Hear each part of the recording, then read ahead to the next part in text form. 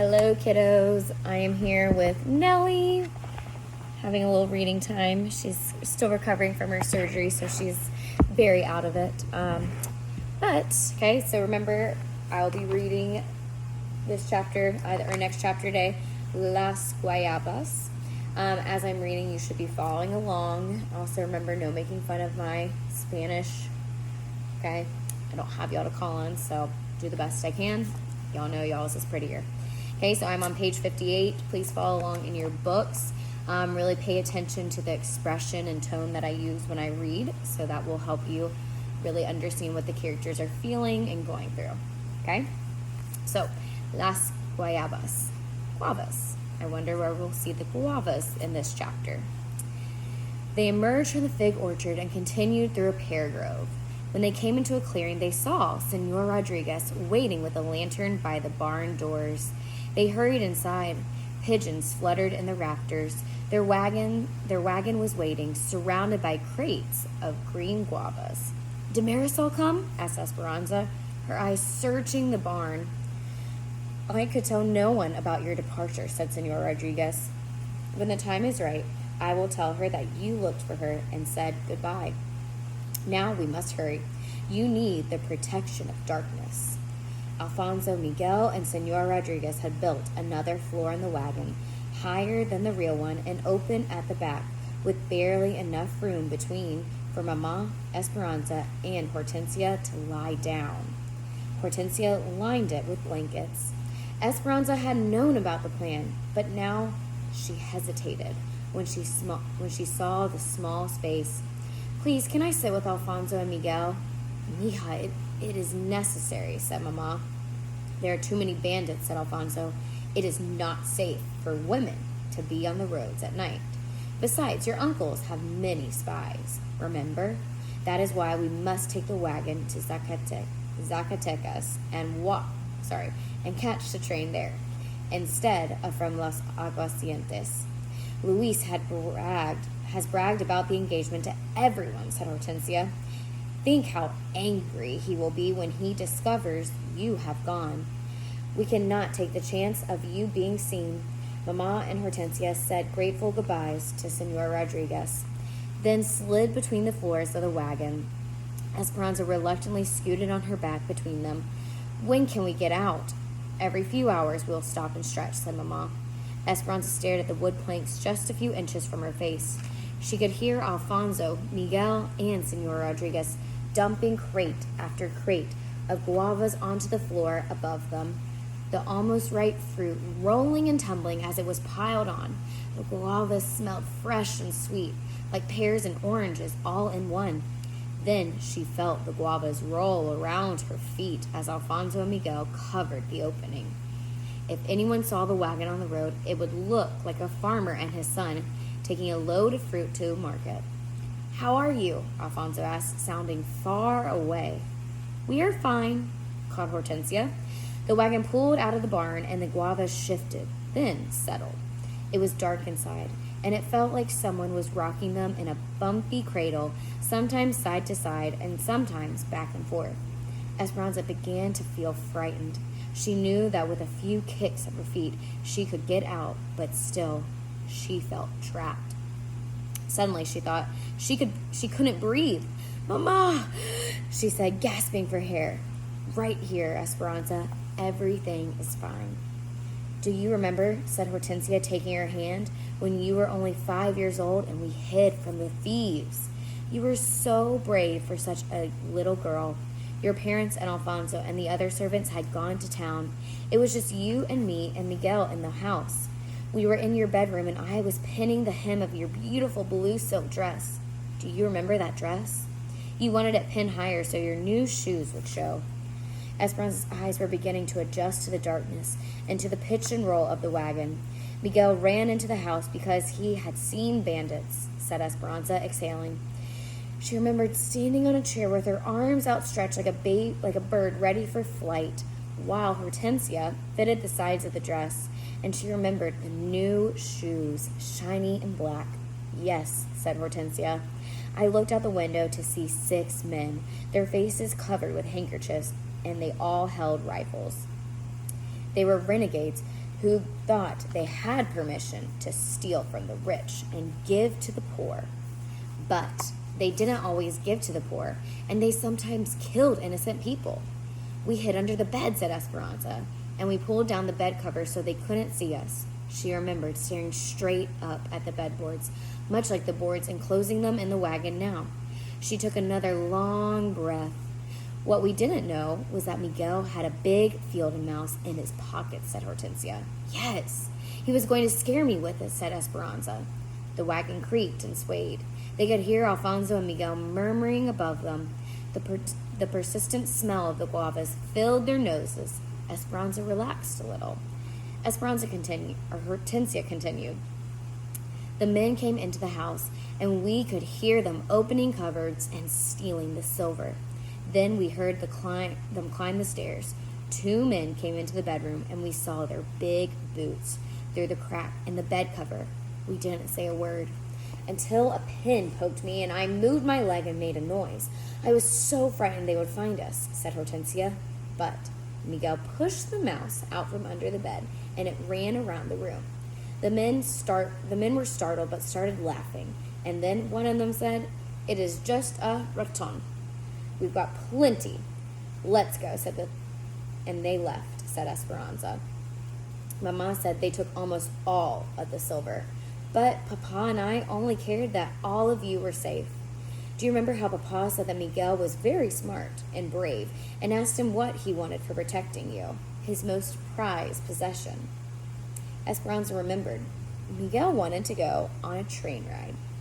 Hortensia started to hum softly, and Mama held Esperanza's hand. Miguel's reward that day-long train ride to Zacatecas seemed like yesterday. Miguel had been 8 and Esperanza 5.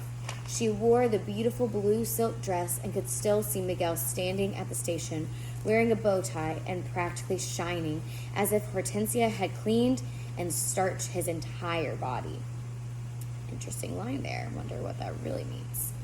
Even his hair was slicked down and smooth, and his eyes gleamed with excitement. He was mesmerized by the locomotive, so the engine. Watching it slowly pull in, Esperanza had been excited too. When the train arrived, all sputtering and blustery, porters had hurried to escort them, showing them the way to their car. Papa took her hand and Miguel's, and they boarded, waving goodbye to Alfonso and Hortensia. The compartment had seats of soft leather, and she and Miguel had bounced happily upon them. Later, they ate in the dining car, at little tables covered in white linens and set with silver and crystal. When the waiter came and asked if there was anything he could bring them, Esperanza said, "Yes, please, bring lunch now." The men and women dressed in their hats and fancy clothes smiled and chuckled at what must have looked like a doting father and 2 privileged children. When they arrived in Zacatecas, a woman wrapped in colorful rebozo, a blanket shawl, boarded the train selling mangoes on a stick. The mangoes were peeled and carved to look like exotic flowers. Papa bought one for each of them. On the return ride, she and Miguel, with their noses pressed against the window and their hands still sticky from the fresh mango, had waved to every person they saw. The wagon jostled them now as it hit a hole in the road. Esperanza wished she could get to Zacatecas as fast as she had that day on the train, instead of traveling on back roads hidden in a slow wagon. But this time she was buried beneath the mountain of guavas and could not wave to anyone. There was no comfort, and there was no Papa. Esperanza stood at the station in Zacatecas, tugging at the second-hand dress. It didn't fit properly, and was the most awful yellow. And even though they had been out of the wagon for some hours, she still smelled like guavas. It had taken them 2 days to arrive in Zacatecas, but finally that morning they left the wagon hidden in a thicket of shrubs and trees and walked into town. After the discomfort of the wagon, she was looking forward to the train. The locomotive arriving, pulling a line of cars and hissing and spewing steam. But they did not board the fancy car with the compartments and leather seats, or the dining car with the white linens. Instead, Alfonso led them to a car with rows of wooden benches, like church pews facing each other, already crowded with peasants. Trash littered the floor, and it reeked of rotting fruit and urine. A small man with a small goat on his lap grinned at Esperanza, revealing no teeth. 3 barefoot children, 2 boys and a girl, crowded near their mother. Their legs were chalky with dust. Their clothes were in tatters, and their hair was grimy. An old, frail beggar woman pushed by them to the back of the car, clutching a picture of Our Lady of Guadalupe. Her hand was outstretched for alms. Esperanza had never been so close to so many peasants before. When she went to school, all of her friends were like her. When she went to town, she was escorted and hurried around any beggars, and the peasants always kept their distance. That was simply the way it was. She couldn't help but wonder if they could steal her things. "Mama," said Esperanza, stopping the doorway, "we cannot travel in this car. It is not clean, and the people do not look trustworthy." Esperanza saw Miguel frown as he edged around her to sit down. Mama took her hand and guided her to an empty bench where Esperanza slid over next to the window. "Papa would have never had us sit here, and Abuelita wouldn't approve," she said stubbornly. "Mija, it is all we can afford," said Mama. "We must make do. It is not easy for me either, but remember, we are going to a place that will be better than living with Tio Luis, and at least we will be together." The train pulled out and settled into a steady motion. Hortensia and Mama took out their crocheting. Mama was using a small hook and a white cotton thread to make carpetas, lace doils, to put under a lamp or a vase. She held up her work to Esperanza and smiled. "Would you like to learn?" Esperanza shook her head. Why did Mama bother crocheting lace? They had no vases or lampares to put on top of them. Esperanza leaned her head against the window. She knew she did not belong here. She was Esperanza Ortega from El Rancho de las Rosas. She crossed her arms tight and stared out the window. For hours, Esperanza watched the undulating land pass in front of her. Everything seemed to remind her of what she left behind. The Nepales reminded her of Abuelita, who loved to eat prickly pear cactus, sliced and soaked in vinegar and oil. The dogs from small villages that barked and ran after the train reminded her of Marisol, whose dog, Capitan, chased after trains the same way. And every time Esperanza saw a shrine decorated with crosses, flowers, and miniature statues of saints next to the rails, she couldn't help but wonder if it had been someone's father who had died on the tracks, and if somewhere there was another girl who missed him too. Esperanza opened her valise to check on the doll. Lifting it out and straightening her clothes, the barefoot peasant girl ran over. "Mona," she said, and reached up and to touch the doll. Esperanza quickly jerked it away and put it back in her valise, covering it with old clothes. "Mona, Mona," said the little girl, running back to her mother. And then she began to cry. Mama and Hortensia both stopped their needles and stared at Esperanza. Mama looked across at the girl's mother. "I am sorry for my daughter's bad manners." Esperanza looked at Mama in surprise. Why was she apologizing to these people? She and Mama shouldn't even be sitting in this car. Hortensia looked from one to the other and excused herself. "I think I will find Alfonso and Miguel and see if they bought tortillas at the station." Mama looked at Esperanza. "I don't think it would have hurt to let her hold it for a few moments." "Mama, she is poor and dirty," said Esperanza. But Mama interrupted. "When you scorn these people, you scorn Miguel, Hortensia, and Alfonso. And you embarrass me and yourself. As difficult as it is to accept, our lives are different now." The child kept crying. Her face was so dirty that her tears washed clean streaks down her cheeks. Esperanza suddenly felt ashamed, and the color rose in her face, but she still pushed the valise farther under the seat with her feet and turned her body away from Mama. Esperanza tried not to look back at the little girl, but she couldn't help it. She wished she could tell the little girl's mother that she had always given her old toys to the orphanage, but that this doll was special. Besides, the child would have soiled it with her hands. Mama reached in her bag and pulled out a ball of blanket yarn. Esperanza, hold out your hands for me." She raised her eyebrows and nodded toward the little girl. Esperanza knew exactly what Mama intended to do. They had done it many times before. Mama wrapped the yarn around Esperanza's outstretched hands about 50 times until they were almost covered. Then she slipped a string of yarn through the middle of the loops and tied a tight knot before Esperanza removed her hands. A few inches below the knot, Mama tied another snug knot around all the yarn, forming a head.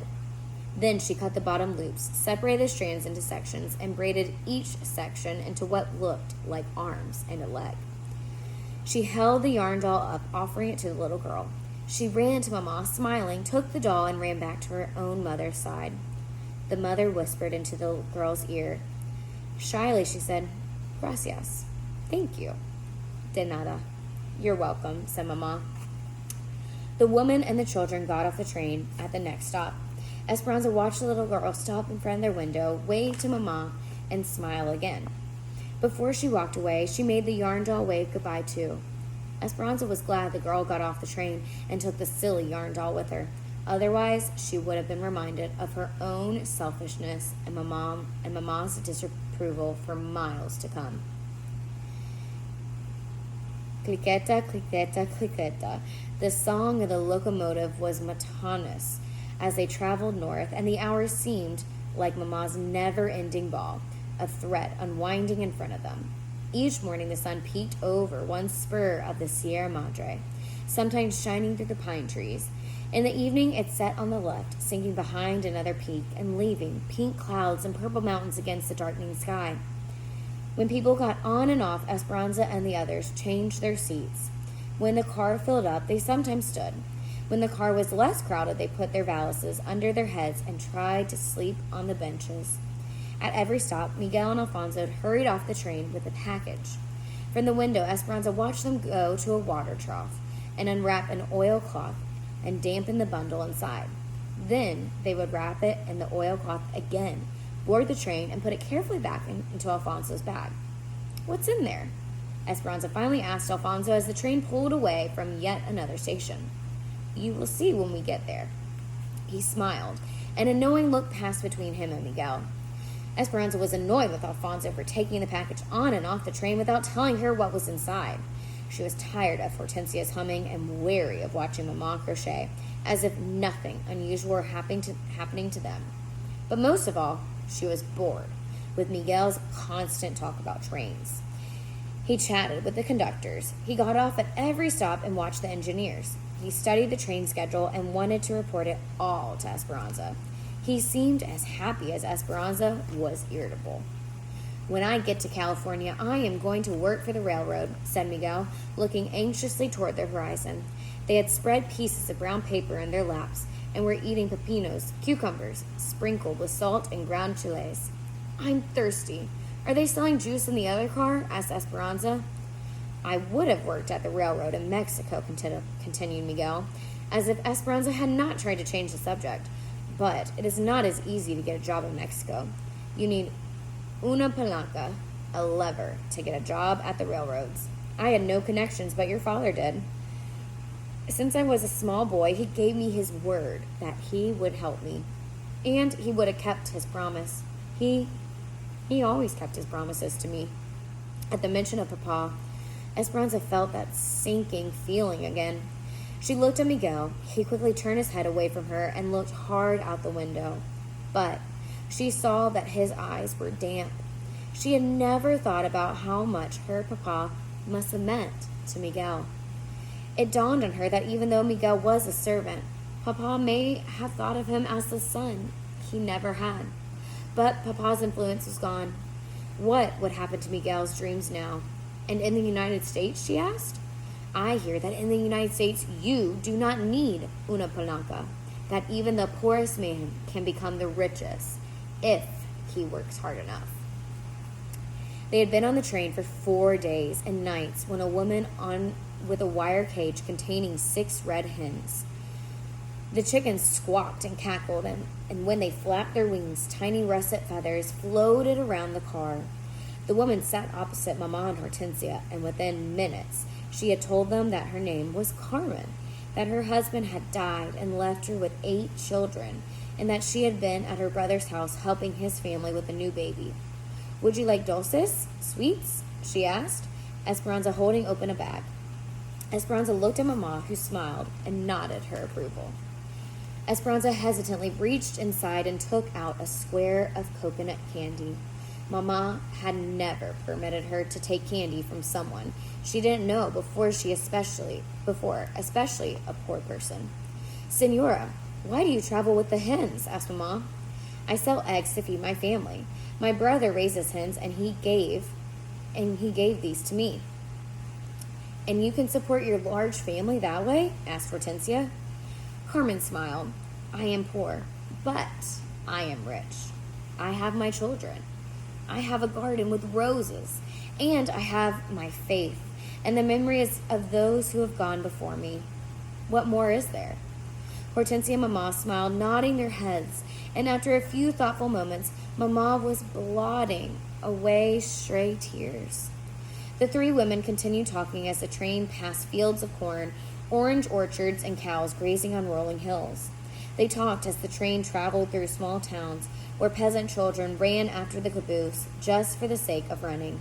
Soon, Mama was confiding in Carmen, telling her all that had happened with Papa and Tia Luis. Carmen listened and made clucking noises like one of her hens, as if she understood Mama's and Esperanza's problems. Esperanza looked from Mama to Carmen to Hortensia. She was amazed at how easily Carmen had plopped herself down and plunged into an intimate conversation. It didn't seem correct somehow. Mama had always been so proper and concerned about what was said and not said. In Aguascientos, she would have thought it was inappropriate to tell an egg woman their problems. Yet now, she didn't hesitate. Mama whispered Esperanza, taking on a tone she heard Mama use many times. "Do you think it is wise to tell a peasant our personal business?" Mama tried not to smile. She whispered back, "It is all right, Esperanza, because now we are peasants too." Esperanza ignored Mama's comment. What was wrong with her? Had all of Mama's rules changed since they boarded the train? When they pulled into Carmen's town, Mama gave her 3 of the beautiful lace carpetas she had made. "For your house," she said. Carmen gave Mama 2 chickens and an old shopping bag that she tied with string. "For your future," she said. Then Mama, Hortensia, and Carmen hugged as if they had been friends forever. "Buena suerte." Good luck, they said to one another. Alfonso and Miguel helped Carmen with their packages and the cage of chickens. When Miguel got back on the train, he sat next to Esperanza, near the window. They watched Carmen greet her waiting children, several of the little ones scrambling into her arms. In the front of the station, a crippled Indian woman crawled on her knees, her hand outstretched toward a group of ladies and gentlemen who were finely dressed in clothes, like the ones that used to hang in Esperanza's and Mama's closets. The people turned their backs on the begging woman, but Carmen walked over and gave her a coin and some tortillas from her bag. The woman blessed her, making the sign of the cross. Then Carmen took her children's hands and walked away. She has 8 children and sells eggs to survive. Yet, when she can barely afford it, she gave your mother 2 hens and helped the crippled woman, said Miguel. The rich take care of the rich, and the poor take care of those who have less than they have. But why does Carmen need to take care of the beggar at all, said Esperanza. Look, only a few yards away is a farmer's market with carts of fresh food. Miguel looked at Esperanza, wrinkled his forehead, and shook his head. There's a Mexican saying, full bellies and Spanish blood go hand in hand. Esperanza looked at him and raised her eyebrows. Have you ever noticed, he said, sounding surprised, those with Spanish blood who have the fairest complexions in the land are the wealthiest. Esperanza suddenly felt guilty and did not want to admit that she had never noticed or that it might be true.